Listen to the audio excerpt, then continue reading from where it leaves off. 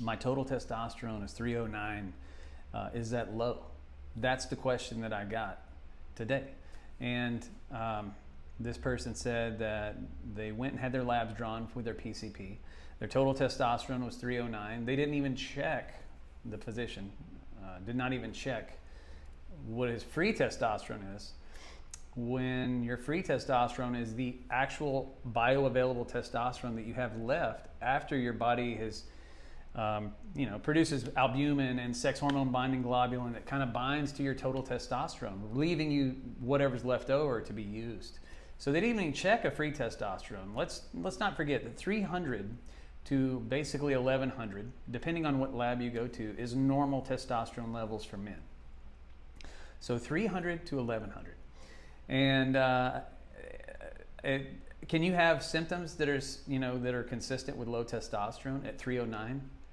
Absolutely you can. Absolutely you can. So, a lot of people in primary care and just general medicine, they don't manage hormones. They would usually, and I see this a lot because people come into my clinic and we find out that their testosterone is really low, but they were instead placed on an antidepressant because the symptoms that they were experiencing were, fatigue, brain fog, maybe a little anxiety, or just feeling down in the dumps, which is exactly what my symptoms were whenever I discovered that my testosterone levels were low. And my testosterone levels were low, but they were not under, my total testosterone at the time was 372. And so, but my free testosterone was like 6, and that's really low, And so it's really always a good idea to check your free testosterone along with your total testosterone, if you can even get your primary care provider to check your testosterone. When I see patients in my clinic, I actually run a whole gamut of labs. I check an LH, which is luteinizing hormone. I check an FSH, which is follicle stimulating hormone, which I've actually caught 2 tumors by just checking LH and FSH. Because if somebody is not on testosterone currently and their LH and FSH is undetectable, it's very likely that they could have a pituitary adenoma that is suppressing their LH and FSH, thereby lowering their testosterone. Because LH stimulates the testicles to make testosterone. FSH stimulates the testicles to make sperm. So there's a lot of different things that you have to check, not just total testosterone. And so if they're not checking an LH and an FSH, you need to go to somebody else because those are important. Those are really important.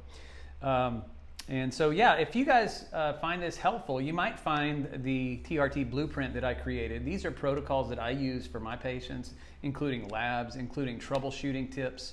I created this for free for you guys because, I get a lot of questions and I have no illusions. I can't take care of everybody in the United States, but I can provide information that you can take along with you to your provider. And so I hope that helps. Feel free. It's in my Stand Store link in my bio. It's all yours.